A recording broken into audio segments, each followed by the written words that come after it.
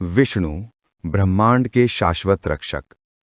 अनंत काल की असीम विस्तार में, जहां समय अपनी जटिल बुनावट बुनता है और ब्रह्मांड दिव्य लय से गूंजता है, वहां एक परम शांतिमय आकृति निवास करती है, विष्णु, संरक्षक, जिनकी सत्ता सभी अस्तित्व में व्याप्त है।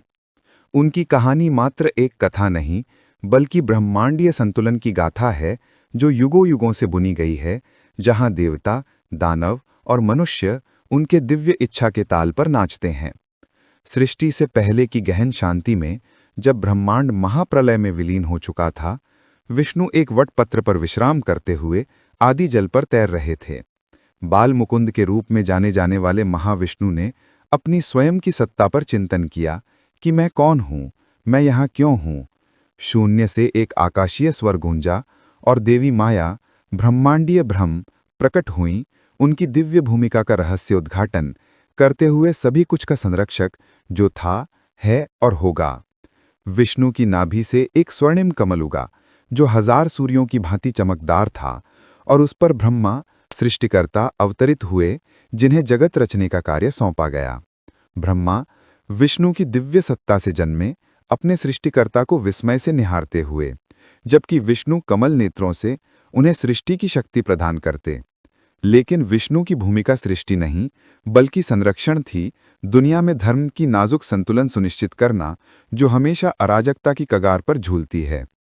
उनकी आयु ब्रह्मा की दोगुनी होती, जिसमें असंख्य सृष्टि और विनाश के चक्र देखे जाते, प्रत्येक में उनके दिव्य हस्तक्षेप, उनके अवतार, जो अधर्म की छाया में धर्म की पुनर्स्थापना के लिए अवतरित होते। समय के प्रारंभ में, जब पृथ्वी रसातल की गहराई में डूब गई, विष्णु ने वराह का रूप धारण किया। शक्तिशाली सूअर, चंद्रमा की भांति चमकते दांतों से वे ब्रह्मांडीय समुद्र में गोता लगाते, अंधकार की शक्तियों से युद्ध करते हुए पृथ्वी को अपनी थुथुन पर उठाते, उसे उसके सही स्थान पर स्थापित करते। स्वर्ग में उत्सव हुआ और ऋषि उनकी स्तुति गाते, क्योंकि विष्णु की शक्ति ने अस्तित्व की नींव को संरक्षित किया।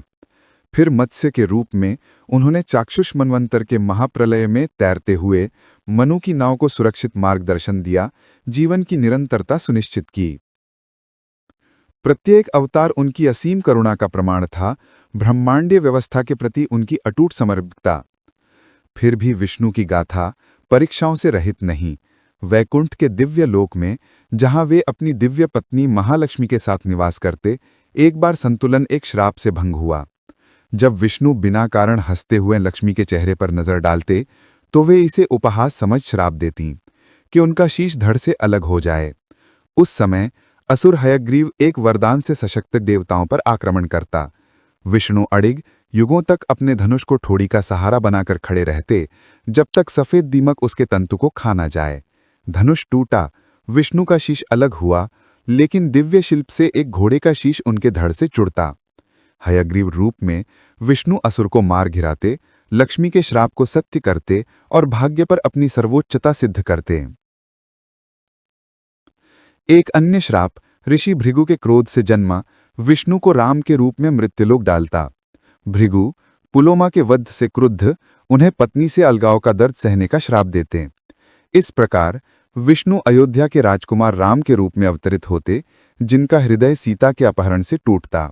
फिर भी परीक्षाओं और विजयों के माध्यम से राम की यात्रा दानवराज रावण से युद्ध पृथ्वी पर धर्म की पुनर्स्थापना करती, सिद्ध करती कि मृत्यु रूप में भी विष्णु का दिव्य उद्देश्य अटूट रहता। उनका धनुष शारंग विश्वकर्मा द्वारा प्रदत्त दिव्य शक्ति से गाता, उसके तंतु धर्म का गान गाते हुए अधर्म को गिराते। विष्णु के अवतार तारों जितने असंख्य हैं। नारद के रूप में उन्होंने पंचरात्र सिखाया, ऋषियों को दिव्य ज्ञान की ओर मार्गदर्शन किया। कपिल के रूप में उन्होंने सांख्य के रहस्य उजागर किए, मुक्ति का पथ प्रकाशित किया। वामन के रूप में बौने उन्होंने महान असुर बलि को विनम्र किया, 3 पगों से ब्रह्मांड को नापकर स्वर्ग को पुनः प्राप्त किया। कृष्ण के रूप में वे दुनिया में नाचे, उनकी बांसुरी हृदयों को मोहित करती, उनकी बुद्धि कुरुक्षेत्र के युद्ध क्षेत्र पर अर्जुन का मार्गदर्शन करती, जहां धर्म संतुलन पर लटका था।